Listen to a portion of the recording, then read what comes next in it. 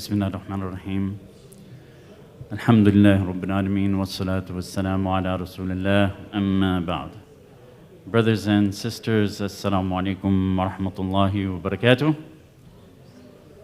So to welcome to our first weekend lecture in this month of Ramadan. As I was saying before, our lectures will be after Asr, inshallah, every Saturday and Sunday, inshallah. So please join us at the same time. We'll have guest speakers coming throughout the month. Tomorrow we have Sheikh Abu Shahada joining us. His topic is the trials in life.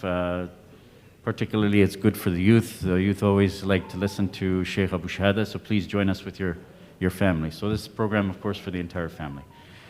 Today's topic, brothers and sisters, is the fiqh of zakah with emphasis on contemporary matters, things that we're facing all times, but especially focusing on the ones that I get questions on over and over again. So issues we're facing in this day and age and where we're living in this day and age. The fiqh lectures, sometimes it's like a lot of facts and things like that, so it's, I'll do my best to make it interesting and informative, inshallah. So inshallah we'll begin with that brief introduction. So when we're talking, brothers and sisters, we're talking about situations where, of course, the nisab has already been reached, the amount where you have to actually pay zakah. So we're under that assumption.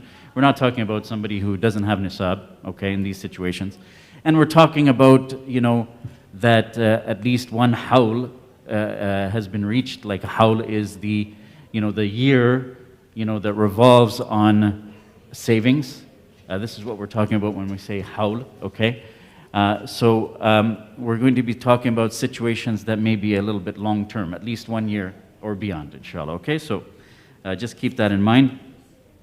So the first thing we're going to talk about is a question comes up very often, and this is about, debts. Let's say we have some debts, okay? We owe money to someone, we borrowed some money, we owe that money back, okay? This is a very simple case, okay? But it is a question that comes up over and over again.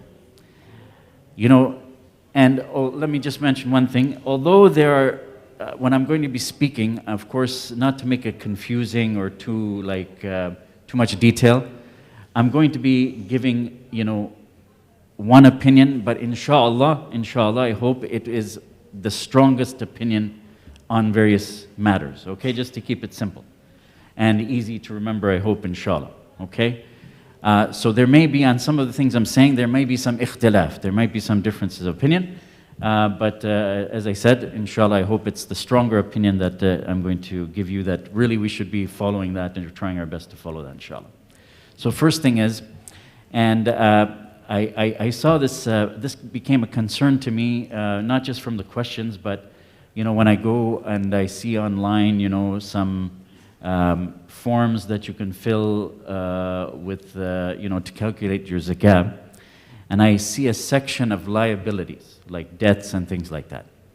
So these forms actually allow you to take the debt off. Like if you owe somebody something, so you subtract that from your assets, meaning it lowers your zakah. So brothers and sisters, I wanted to first of all mention that really when it comes to something that's long-term debt, you do not deduct that from your zakah. You do not. When I saw those forms, I became very concerned. They're on the internet and people are using them. But I never heard of this situation where, okay, there may be another opinion, but really the mainstream opinion, the strong opinion is, unless it's something you're going to pay very soon, let's say you get a utility bill, your phone bill or whatever, and it's going to be paid like within almost that time, fine, okay? But if it's something that is long-term, like over a year or something like that, or even within the year, even a few months down the road, you do not deduct that from your zakah. So you don't take any debts off your zakah unless it's like very, very, imminent, very soon. Okay, because zakah, what's the scope of zakah? The scope of zakah is the hawl that went by before. This is the end of the hawl. So it is looking at the situation from the previous year up to now, up to, let's say, how many of you maybe give zakah, have your end of the zakah, your end of your hawl in Ramadan? Okay, many, you don't have to, I'm saying, but many of you do.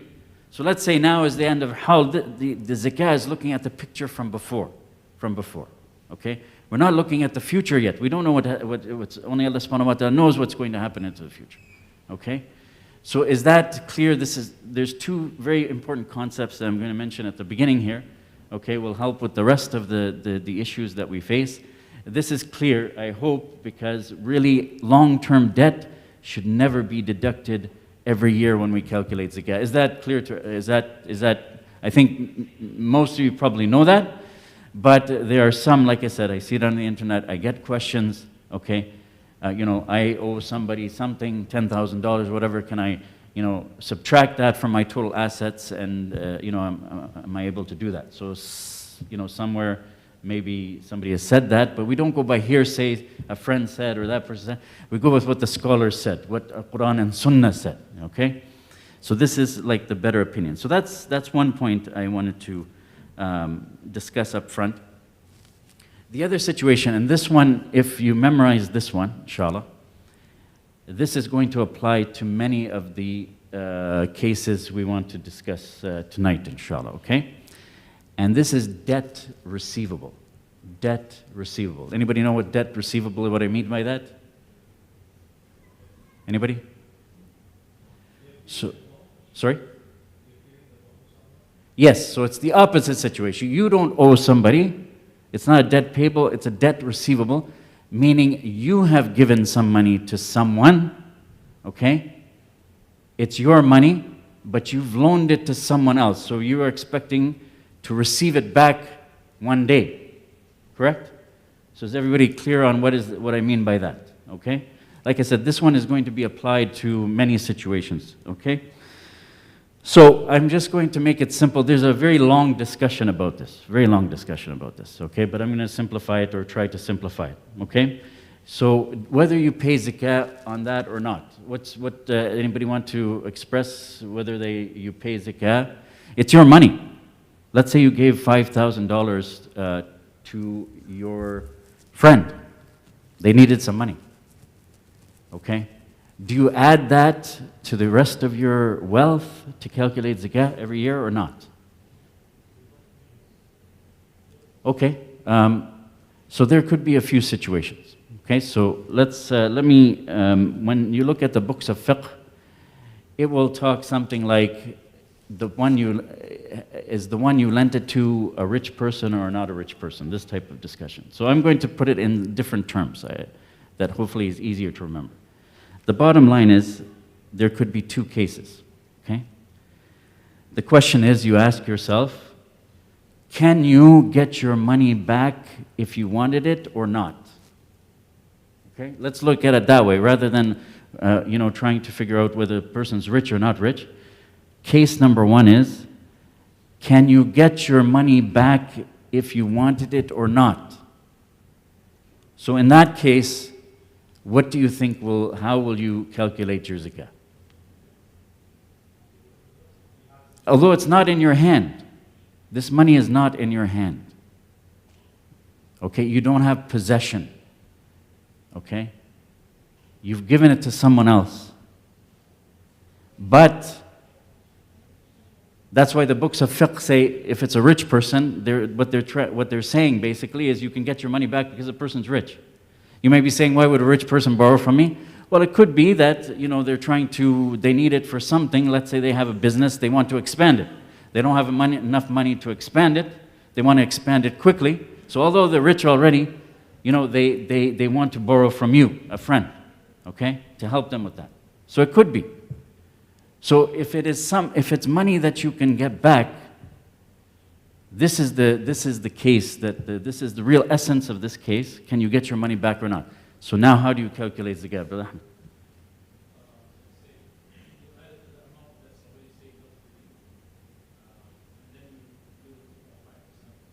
Yes.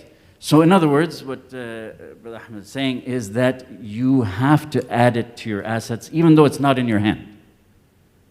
Why is that the case? Because you can get it back. Isn't that like having the money in the bank? You have money in the bank, okay? It's not in your hand. Technically, the bank has it, the bank is using it. But on demand, if you go to the bank, you can get that money, correct? So there's no argument, there's no discussion that the money that you have in the bank, you have to pay zakah, right? Even though it's not in your hand, it's not at your home. So that's clear, right? That the money in your bank, you have to pay zakah. So this is why I'm putting it this way, easy to remember, that if you have a case, you've given somebody, a friend or whatever, some money, if you can get it back, it's just like being in the bank. So you pay zakah every year. Even if you lent it for 10 years, you have to pay zakah every year. Is that case is clear? I want to go a little bit slow because, these things to digest, I don't want to go too fast. The second case, so a few cases apply here. The second case is this, which is probably more common, that you cannot get the money back, not easily. So the books of fiqh will say, well, you lent it to a poor person. Not necessarily. You could have lent it to a rich person, but you made a commitment, I will not ask for my money for at least 5 years. And you know you're not going to get your money. So the essence of this case is, you cannot get your money back, on demand. Okay? So now what's the case now? Now what is it when it comes to calculating our zakah? And we're going to apply this case, inshallah, over and over again, inshallah, and we'll come to some examples. Now what do we do about our zakah? Once again, there's a bunch of opinions, but I hope I give you the strongest one, inshallah, the most correct opinion, the better opinion among the scholars. Yes?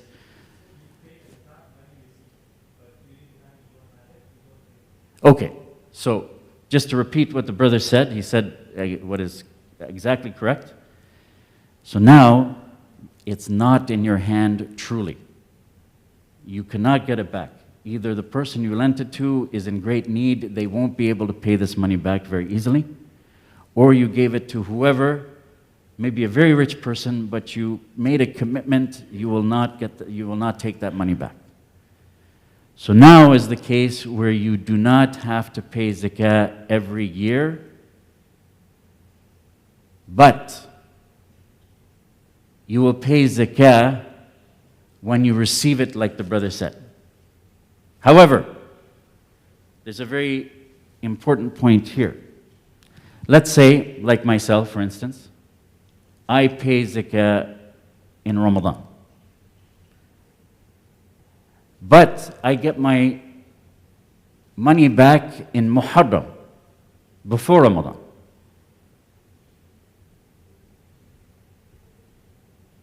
What does this mean? When do I pay zakah? I'm going slowly on this because, as I said, we're going to apply this principle a few times in the upcoming cases. What happens? When do I pay zakah? So, you pay zakah immediately. You pay zakah immediately. You do not wait till Ramadan or the end of the hawl. This is a very important point. Why? Because zakah has been outstanding for, let's say, several years. As soon as you get it, you will pay that one time, just once. So if it was $10,000 you gave, you got it back 6, 7 months, whatever, a few months even before your end of the hawl. In my case, my example, Ramadan, let's say I received it 3 months before Ramadan, I have to pay zakah on that 10,000 right away. Okay? I cannot wait till the hawl is completed. Okay?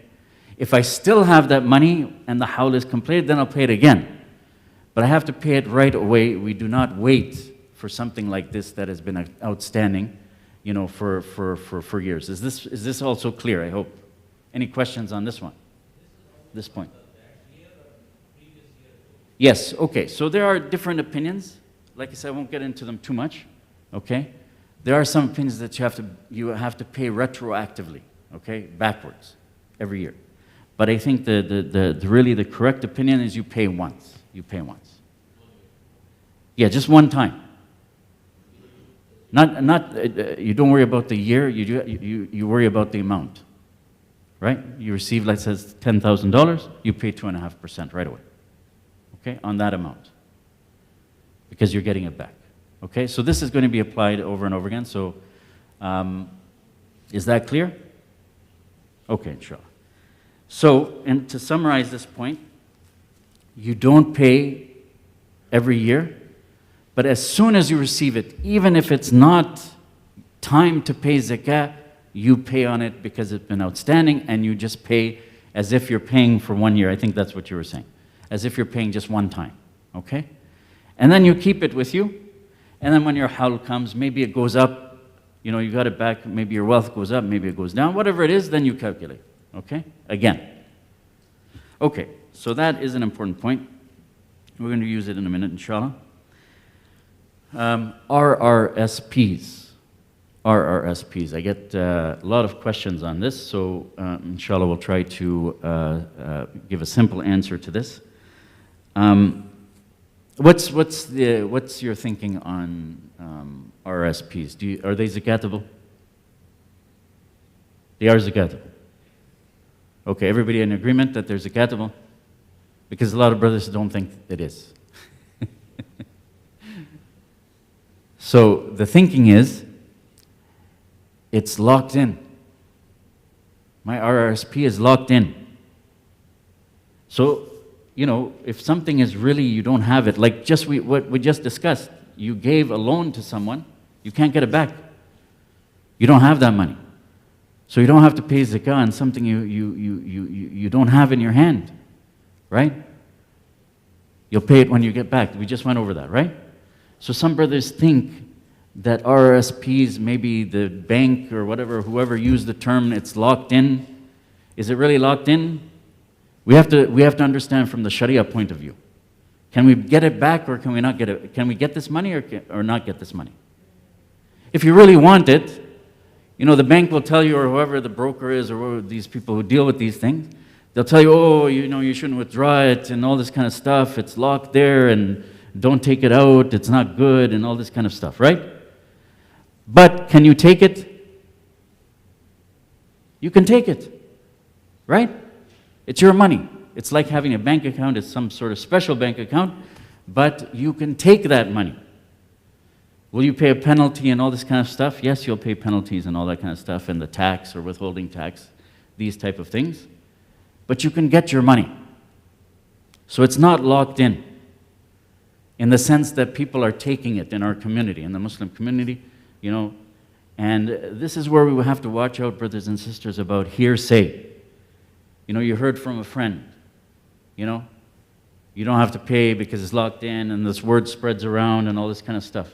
We go back to the source. Please go back to the source, Quran and Sunnah. If we cannot find the answer, you take it to someone with knowledge on the matter. You take it to, please don't go with, I heard there's a fatwa on this, heard a fatwa on this, you heard. This is a big problem in our community these days, okay?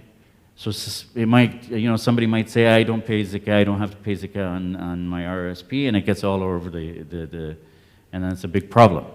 Okay, so first of all, RSPs, you can get it, so you have to pay every single year. How much do you pay? How much do we pay? Yes, brother?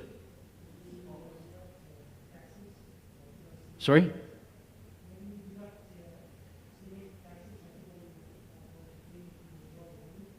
Okay, before we get to that, actually, I was thinking of something. Okay, we're going to come to this point as well, inshallah.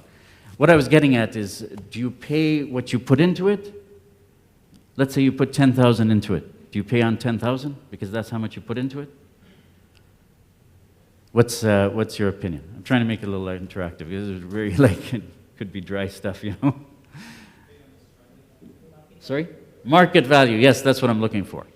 So let's say you put 10 into it, but you lost 5,000. Do you pay into 10? No, you pay 5,000 on 5,000. You add 5,000 to your wealth, right?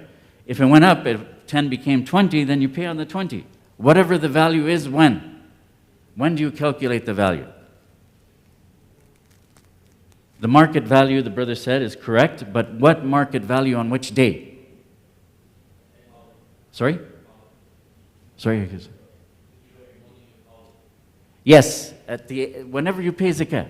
On that day exactly, you calculate what is the market value. Okay, I think that's clear. So this question comes up a lot too. The next question is, okay, I have 10,000 in my RSP. Do I pay on the 10,000? And that's the market value. You calculate that that's the market value. But I'm going to lose $3,000 if I withdraw it. So do I pay on 10,000 or do I pay on 7,000? The answer is you pay on 10,000. Why is that? Because you're not withdrawing it. We don't go with some theory. You didn't withdraw it, so you have the 10,000. If you withdraw it and you lose, okay, fine. Okay? But we're not withdrawing the money. Right? We can't go with something, what might happen if we do something. Zakah is, what's the situation?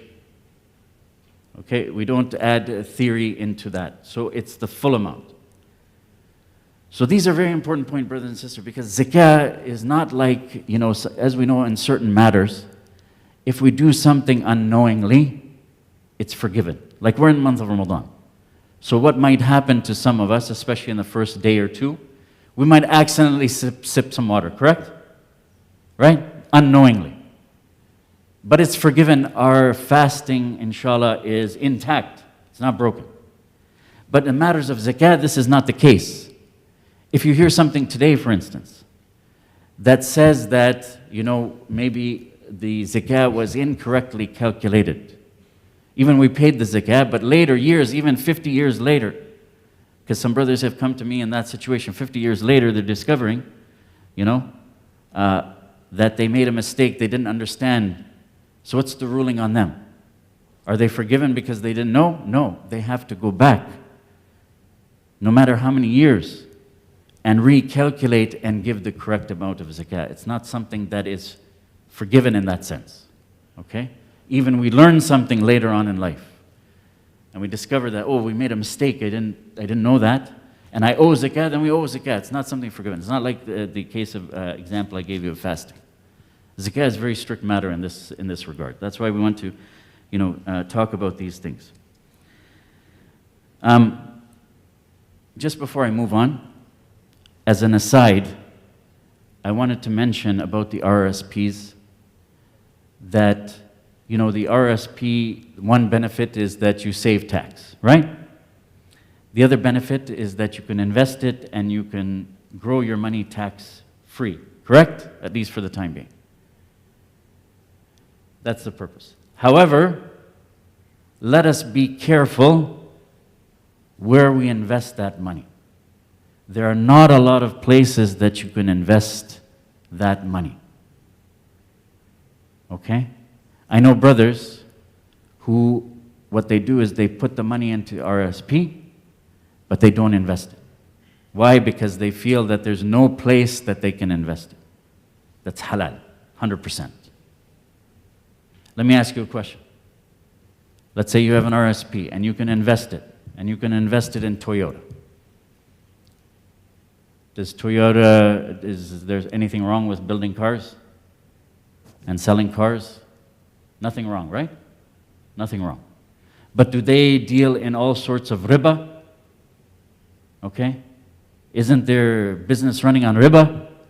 So how can we go, even though overall the business is halal, okay?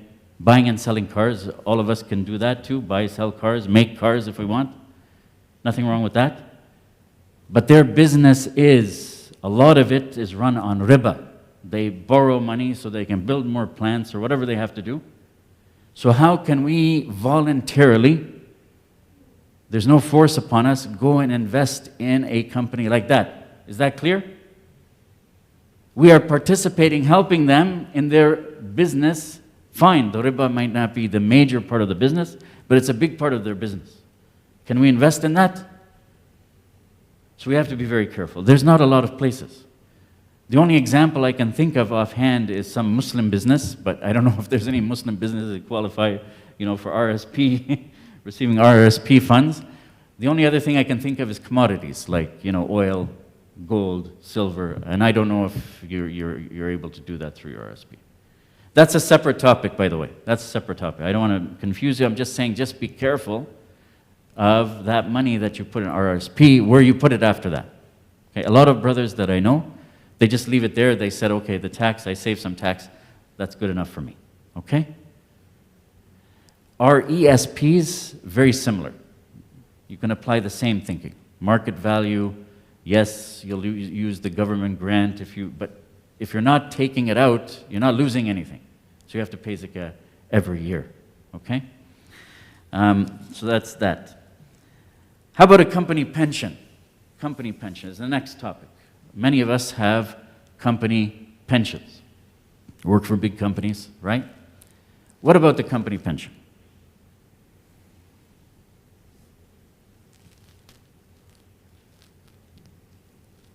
What about the company pension? It's your money, correct? You get a statement from your company, right? It says how much is there, gives you the market value at the end of the year, whatever it is. So it's your money. So you already have the answer to this one.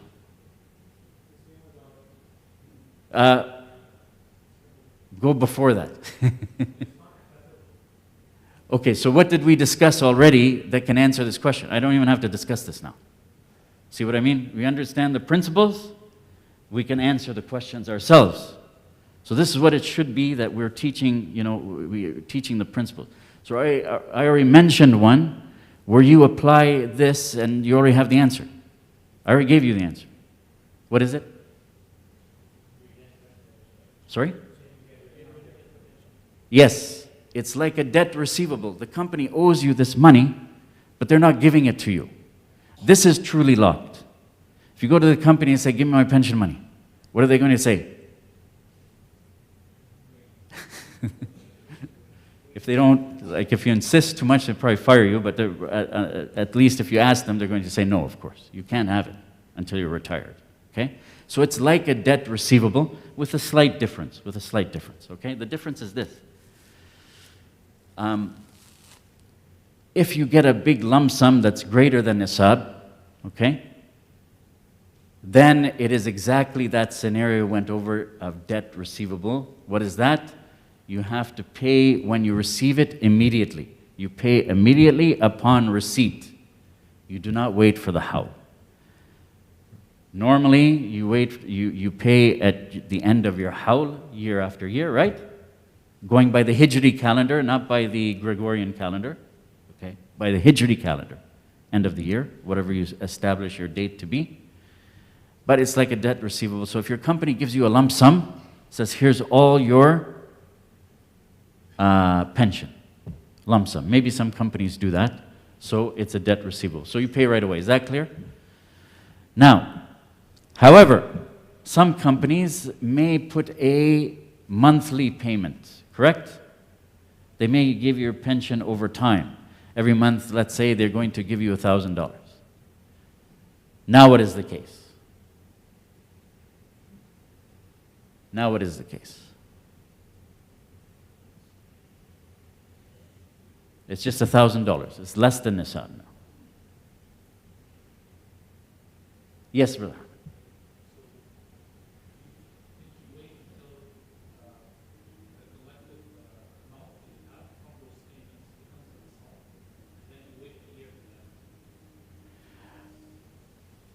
Yes, you could look at it that way if you calculate zakah by the other approach. There's another approach of, to paying zakah. However, I think most people actually calculate zakah on a fixed time. They fix a time, a Hijri date, and they pay on that date. That's like a very simple approach, a very good approach, actually. How many of you calculate that way? There's two methods of calculating. Okay, so I thought that everybody calculates because the other way it gets very complicated. Okay, so similar, but the idea is similar but very simple. It's just like you're working, right? Like now, you're getting a monthly salary. Okay, it's going into your account or whatever, just like this pension monthly amount will go in. So at your zakah payment time, you'll just See how much is there. That's it. Sorry?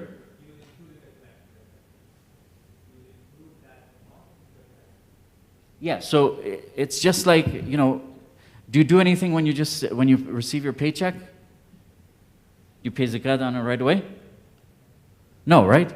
You wait till your zakah year, you see how much you've earned this much, you've had so many expenses like utilities and groceries and gas and all those type of things, and you see, your account, what's the balance in the account at that time, right? For all your wealth. So same thing here, let it accumulate, okay? And see, let's say you received this, 6 monthly payments from your pension plan. So zakah year, the zakah time, payment time has come. So it's accumulated, or maybe it's gone down because you've spent it. That's it, same thing. So there's nothing really to do. It's just same like a salary. Okay, but the other way is okay if we calculate zakah a different way, the other way. What's the criteria for the lump sum amount immediately? What is the amount? What is that lump sum amount? Yeah, so it exceeds the nisab, right? Usually these amounts, it could be big amounts. Usually they're going to be greater than nisab, right? That have been outstanding. So I'm not talking, that's why right at the beginning I was saying, we're talking about things that have already reached nisab, are big enough that they're, above nisab. Nisab, okay? Is it on this? Yes, on the top. So to summarize it, you're basically whatever money that you have and whatever you have access to, that is what you pay the 2.5% on, right? So say you have 100,000 in bank, but you have 20,000 in investments, but you are able to take the 20,000. Your total is 120,000. Yes, in this example it's 120. Or when you're going to pay your zakat, you're going to calculate 2.5% out of 120,000, and that is what you do. Yes, so you add everything at that time, and that's the easiest way of doing zakah. And what I understand is, so many people, okay, use this method, okay? So I wasn't going to get into that because that's all, pretty much a common thing, okay? So, but yes, so what I'm talking about is, you let it accumulate, okay? This pension is going to go monthly into your bank account. It's a small amount, but it might accumulate, and you'll just see what's your balances at the end of all your wealth, not just this. Okay? Okay, but maybe I'll move ahead, and then we can take questions afterwards, inshallah. Okay? Government pension. Government pension. Should be an easy one. Pay zakah or don't pay zakah? The brother is correct. You don't pay zakah. It's definitely locked in. You don't know what the amount is. You're not getting any of it, okay? So you'll only pay if it comes in, usually I think, pretty sure that all government pension plans are monthly anyway. So it's just like you're receiving your salary, it just may be smaller, okay? Same thing, same idea. So that's an easy one. Okay, same with shares, okay? If you have shares, you can cash out those shares in companies and things like that. But once again, going back to my side comment, be careful what you buy a share in. Even on the surface, it looks like a company that does, does a halal business. As I said, Toyota, nothing wrong with selling cars, or, people have to sell groceries, but they may be selling pork, so you can't invest in Loblaws and things like that. So, as I said, if we look at it strictly according to the Sharia, there's very few places that we're going to invest in. Actually, I advise our brothers, invest in yourself. Why are you going to lend all these companies money? Invest in yourself, start your own business or something, or give it to, a fellow Muslim brother to help his business or something like that, right? So anyway, that's just my opinion. Okay, here's a skill testing question. A woman's unpaid mahr, dowry. Of course, it's the case where it's bigger than, it's over nisab, of course, okay? So now what? This one I think might be overlooked. I'm not sure. So let's say a husband said, okay, the mahr I'm offering you is, I think I had a case one time. $250,000. Okay? $250,000. So, how does it work now? Have we learned enough? So don't worry, brothers. It's not, that's a very exceptional case, okay? So don't worry, those of you who aren't married, Usually 5, 10, something like that. So,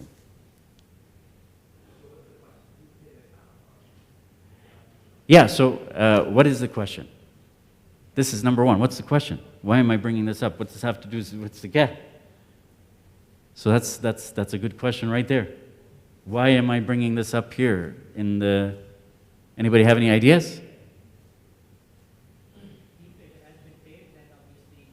No, I'm saying unpaid. Unpaid. So whoever, the husband, like I said, I was just joking about that. Like I said, the mahar sometimes 10,000, 15,000, 20,000, something like that. That's over nisab, okay?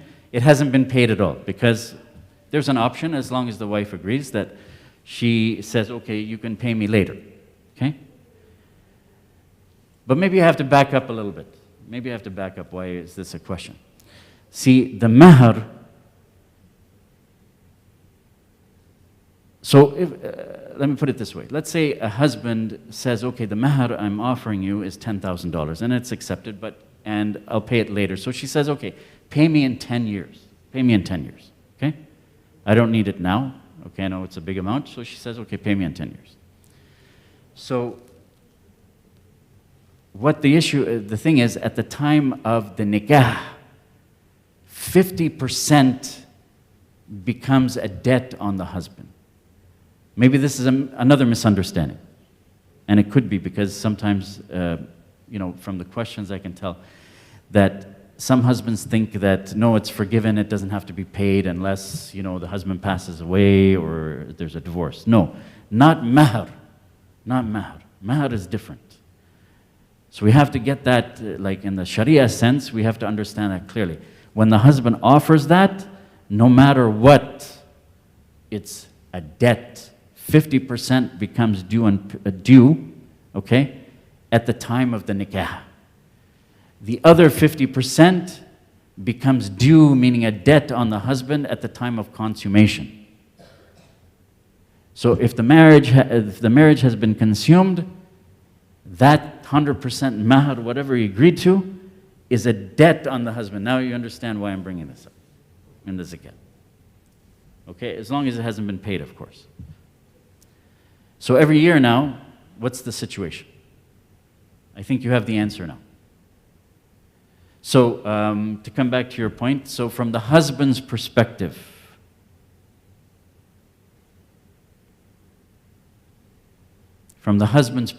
now, he has a debt on him.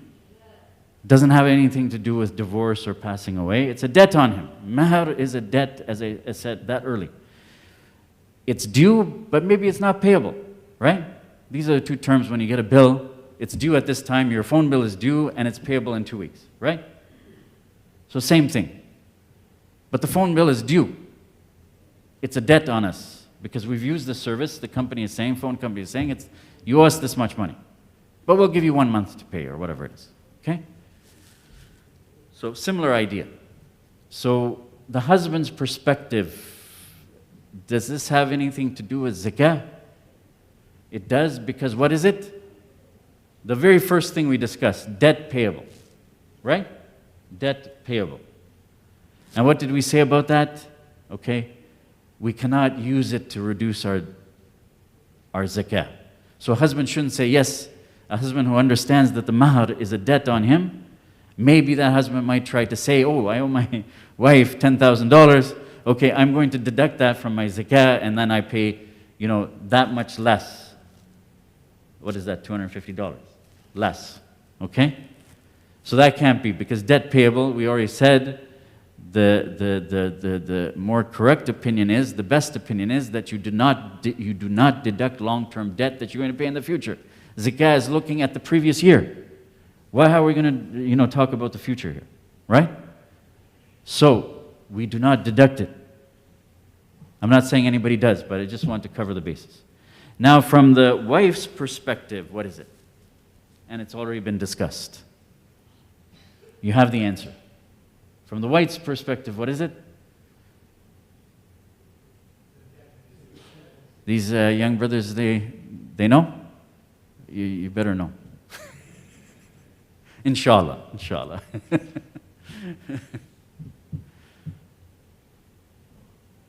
Did somebody say the answer, sorry? Sorry?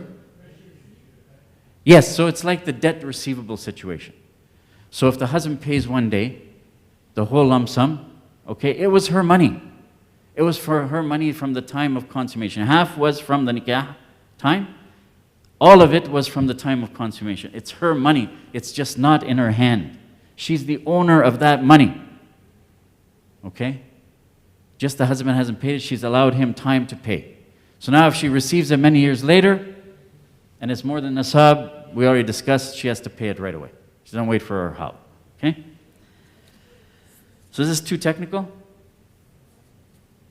Is it okay? You want me to continue? Okay, inshallah. Okay, here's a big one. Land and building. Land and building is handled differently. Okay? It's handled differently. Once again, there's many opinions on it.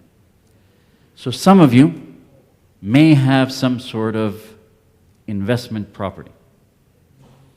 You may have inherited, and this one is very, very common. You may have inherited a piece of land from your parents' home, whether it's here, overseas, whatever.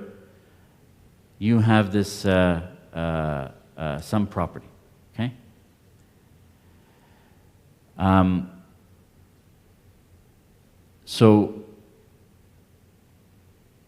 Just so that we don't get too technical, we're going to take the inherited property out. I'm going to take that back, okay?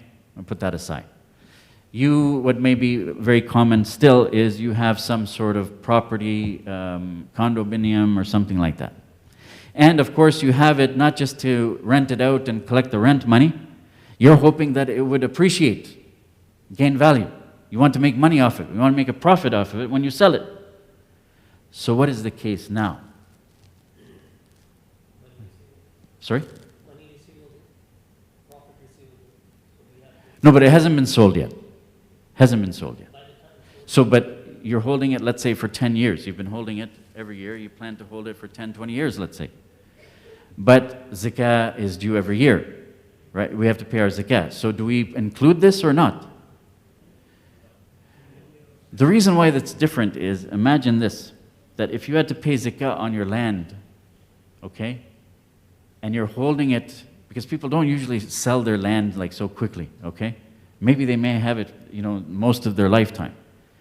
If you hold land for 40 years and you're expected to pay zakah 2.5% every year on land for 40 years, what happens to the land? It's gone, isn't it? 40 times 2.5 is what? 100%. Right? So it's a little different. These are long-term things that people have. If they have to pay 2.5% on their land, right? Every year that's 2.5% coming over 40 years, their land is gone. Okay? So this is some of the wisdom behind it. So there's something to distinguish here. Let's just talk about businessmen. Let's say a business, you have a business and you have merchandise in that business. Okay? Do you have to pay zakah on that inventory every year? Is it agreed upon? Everybody is clear that if you have a business, you're selling some merchandise, let's say it's furniture, but it's merchandise, not furniture in the office that you're sitting on or your desk, you're running the business. This is out there in the inventory that you're going to sell. Is it all clear that you have to pay zakah on that? That businessman has to pay zakah on the inventory. Yes, correct. 2.5%. Okay? The value. So unless you are a businessman in land, that you have land that you're buying and selling, buying and selling, buying and selling all the time, then that becomes inventory. And then you pay 2.5%. because that's your inventory of your business. However, for those people who have land, even they want to make money, they have one condo, they have two condos, they have a piece of property overseas, whatever it is, they're holding on to it, they hope they can make some money on it. This is not them being in the business of land. It's not merchandise for them. That's one point, okay? So even you're hoping to make a profit, hoping to appreciate it or whatever, or just sitting there empty, but you want to sell it for profit later when the value goes up, this is not like you're in the business, and that is not merchandise for you, okay? So let's say you do have a piece of land, you bought it for 100,000 and now it's $1 million. And then you sell it.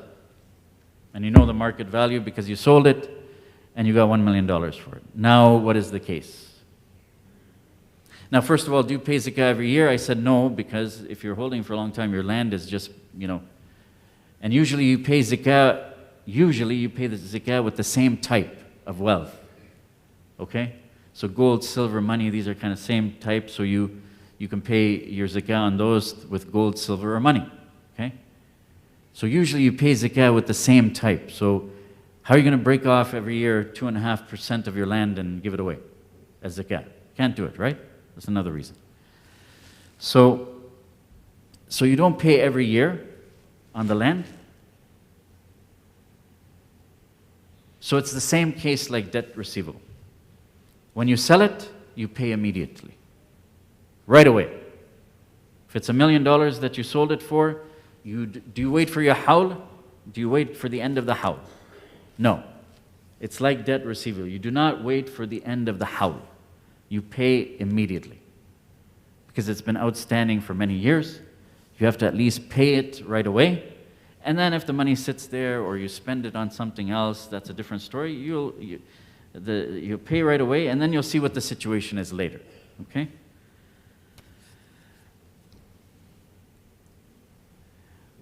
Residence is very simple. I'll cover that very quickly. On your residence, you never pay zakah.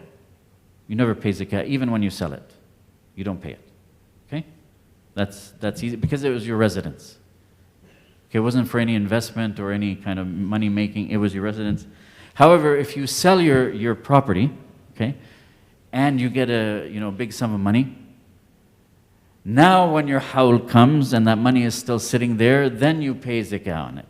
That becomes part of your wealth because you converted it from a principal, from your residence to cash, and now you have to deal with it as cash. Okay? Is that clear?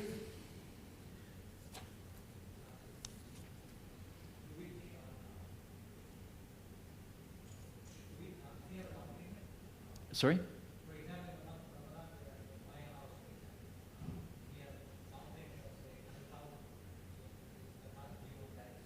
Not on down payments because you've put it into land and building.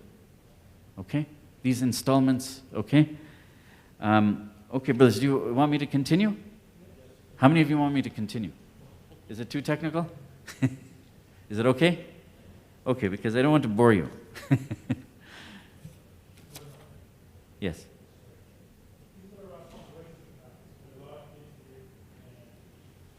Oh, okay. It's hard to, for this lecture, it's hard to cater to the children here. But, zakah, of course, is one of the pillars, one of the arkanul Islam. Right? So there's 5 arkanul Islam. One of them we're doing now, fasting, right?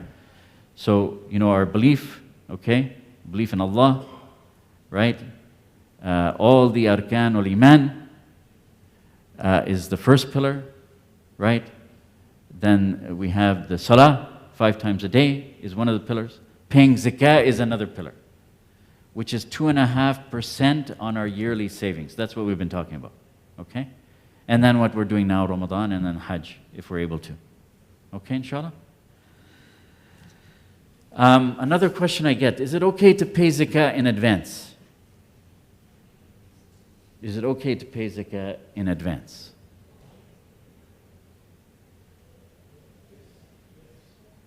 Actually, there's 2 opinions. But I think the better one is you can pay in advance. How far in advance can you pay it? Let's say a few months ago, there was some somebody needed some zakah. You needed to help someone. So you already paid your zakah from the previous year, but your zakah won't come due until Ramadan. And this was, let's say, summertime.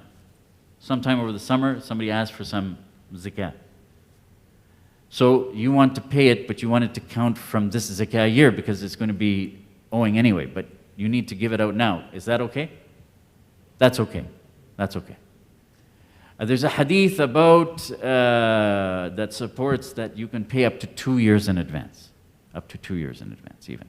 Not just the current year. Okay?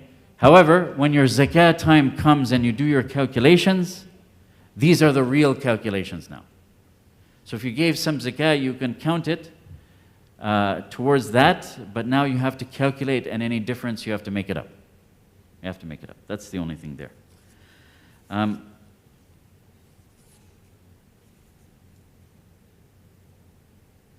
I think we all know that those who cannot receive zakah, very simple, one of the categories, there's a lot of categories that they can't get zakah from us. My ascendants and my descendants, I cannot give zakah to. Very simple. What does that mean? It means I cannot give zakah to my parents, whether male or female, like mother or father, grandparents, great-grandparents. I cannot give zakah to my children, grandchildren, etc. No matter how far down the chain is or how far up the chain is, whether it's a grandmother or a grandfather, it applies to both genders, they cannot receive zakah from us. I think this is clear, right? Why is that? Because according to Sharia, we are obliged to support these relations. Our parents, if they need, we have to support them. Our children, if they have a need, we have to spend on them. So we cannot use one obligation to offset another obligation. Okay? It's like a conflict of obligations now. Right?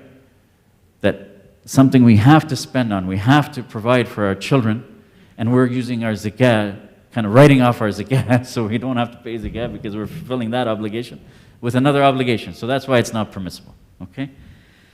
But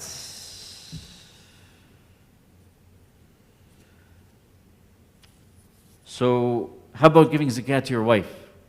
I was talking about ascendants and descendants. How about giving zakah to your wife if she needs zakah? Right? First, we have to ask the husband, why does she need zakah? Right? She's supposed to be provided for, right?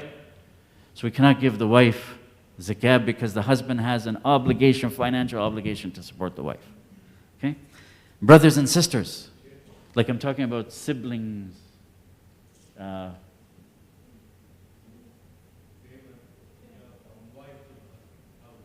Okay, that's more complicated. So this one I have to maybe discuss and check my notes first. So that's a little more complicated. Good question. Good question. So brothers and sisters, though. Brothers and sisters. They can, yes. By the correct opinion, there's two opinions on this one too. By correct opinion, because we're not obliged to support our brothers and sisters. Right?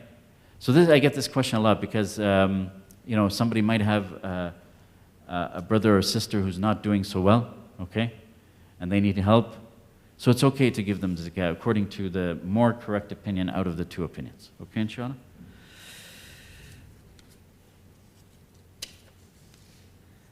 Okay, so I think only two more things, I think, or...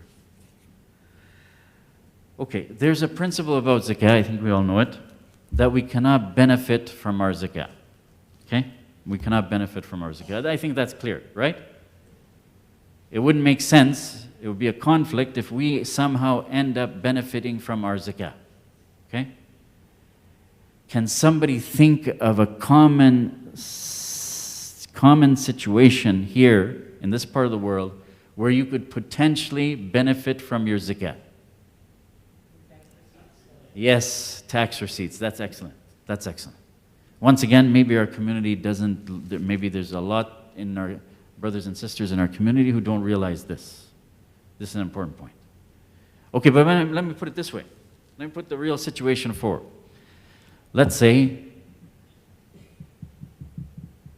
now I've gone into like giving zakah. Before it was like, paying the zakah. Now I'm saying about, do we have to pay zakah? Now we're talking about these situations where, actually giving it now. Okay? Before it was calculating, now it's about giving. So let's say you come to any Muslim organization, masjid here for instance, and you give $1,000 of your zakah. You calculate it and you owe $1,000, you come give it the zakah. The masjid diligently gives you a receipt, and even it's a tax receipt if you want it. Like, we're not going to say no. Like, if you say, I don't want a receipt for the zakah, then we'll say no, we'll mark it on the form. But if you say you want a receipt, we're going to give you a receipt. Okay, income tax receipt. Now, you go and claim that on your taxes and you, let's say, get $400 back. And that's what it might be. It's going to be around that, between $300 to $400, maybe more, depending on your tax bracket. It's not like 29%. It's actually more. And it depends on the person too. And it varies by person even year after year, depending on how much you've earned and what the latest numbers are and what they're doing there in the government in terms of the tax rates and stuff. It'll vary slightly. If you make more, it's going to be a bigger deduction, right? Now, the masjid here, sends every penny, let's say $1,000, and that $1,000 reaches, but you get back $400 from the government. Now what is the case? Now what is the case? And the money that you got back is not like the government giving you a gift, right? The government is giving that $400 you get back if you claim that from the masjid, the receipt. That's not the masjid giving you some gift from their money, right? Does everybody understand that? That's your money coming back to you that you paid in tax. Because if you didn't pay any tax, you're not getting anything back. That's assuming you paid whatever tax, like we all pay a lot of tax, okay? That money is coming back to you from your own tax money, okay? It's not coming back from the masjid either. And the masjid is not deducting, definitely not $400, actually not deducting anything. The $1,000 is still reaching the poor people, okay? So now what is the situation? Is that okay to take that $400? It's your own money from a different source. It does not affect the poor people. They got the full amount what you gave. Can you keep that $400? I'm just saying example. Let's say you get back $400 from the 1,000.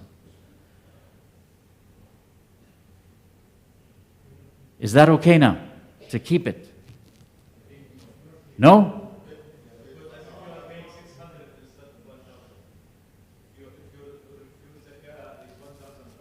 Yeah.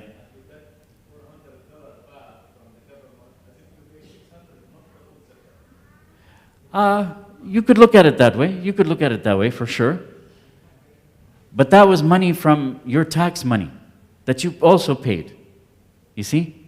But you're right. You're right. What you're saying in concept is correct. But I'm also saying that that's not from you paid the $1,000 zakah, right? And that's coming from a different source. That's other money you paid. That's being released back to you. That's all it is. So now can you keep that money? Yes, brother. Sorry, you had your hand up for a while. Sorry. Yeah. Yeah.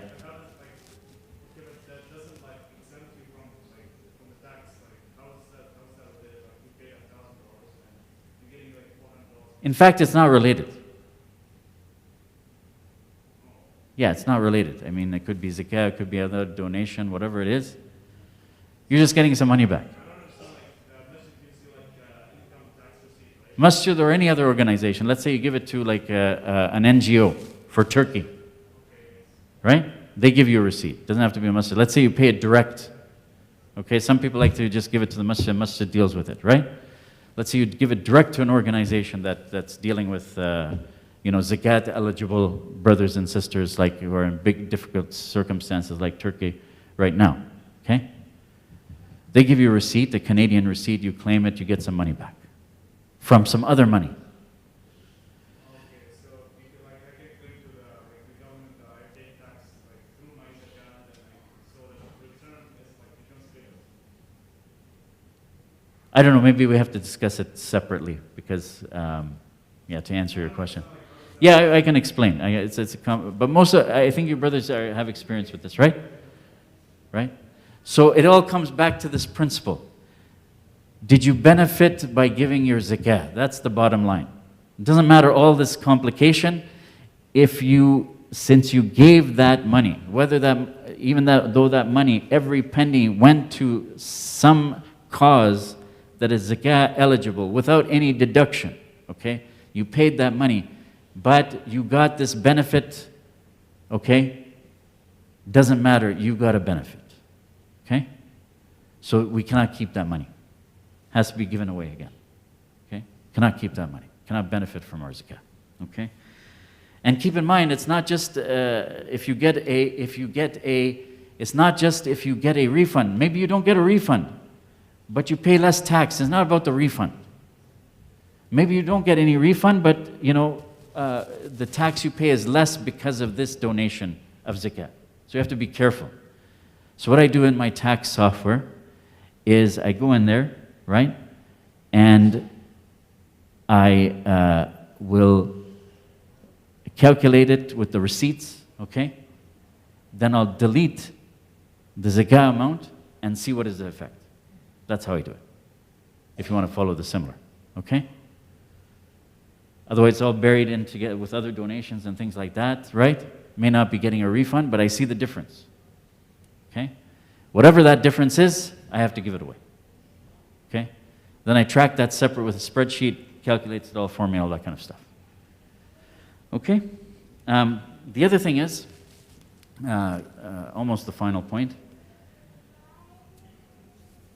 it is well known among the scholars, okay, from the beginning, that you cannot, anything you pay to get your zakah, transport your zakah, let's say a farmer has so many sheep, his zakah is one sheep, okay?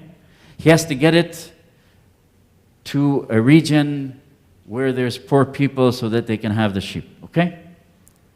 But he's saying, okay, to some truck driver there, okay, can you take my sheep to there and deliver my sheep? This is zakah, okay? Here's $100, whatever it is, okay? So it is well known that that $100, you cannot consider that part of the zakah, okay? This is an important point. I'm going to come to how this affects us because I know most of us are farmers here and growing crops and all this kind of stuff. Okay, because farmers have to pay zakah on their crops through the crops. Okay, so how would that apply to our situation today? This principle that we cannot, include transportation costs in our zakah when we give the zakah. Can you think of a situation? I can think of two very common situations. Sorry? Exactly. Excellent. So you go to Western Union, okay, and you send $100 of zakat. You know somebody over there or whatever, you have some family members, they're going to distribute it for you. Your zakat is $100, so you send $100. Okay? The fees, though, are $10. Maybe it's included, maybe it's not, okay? But it costs you, let's say, $110. How much zakah went? $100. Please keep that in mind. Please keep that in mind. It's only the $100. Whether the fee is deducted and they get 90, right? You give Western Union $100, they send it and they say, here's your receipt, and they receive $90. So it's only $90 of zakat. Okay, so we cannot include the transfer fee as part of the zakah. Okay? Final thing is, be careful when we're paying by cards, even a debit card. If you're paying $100 by debit card, okay, they may deduct a few dollars, even by debit. There's no way to get away from these fees now, I'm telling you, okay? So, before it gets to the organization, whatever it is, Muslim organization, they're going to receive maybe, let's say, $97. So, to be strict, we only paid $97. Here at the masjid, you don't have to worry about that. You know, we top it up anyway, okay?